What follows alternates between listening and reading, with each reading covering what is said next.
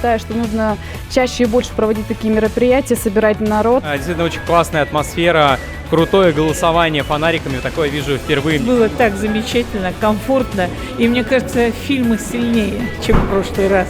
Я вообще не ожидала, что будут настолько интересные и увлекательные фильмы.